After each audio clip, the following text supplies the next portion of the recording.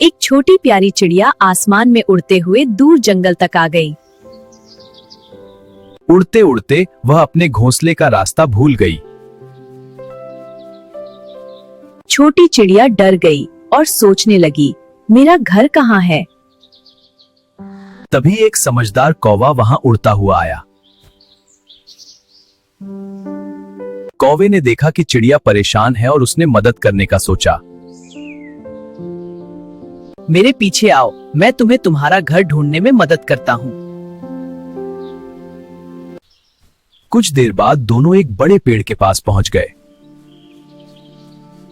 वहीं उसका प्यारा सा घोंसला था, जहां उसके मम्मी पापा इंतजार कर रहे थे। छोटी चिड़िया अपने घर पहुंचकर बहुत खुश हो गई। धन्यवाद कौवे भैया, मुझे खुशी हुई। सब खुश हो गए। दूसरों की मदद करना सबसे अच्छी बात होती है।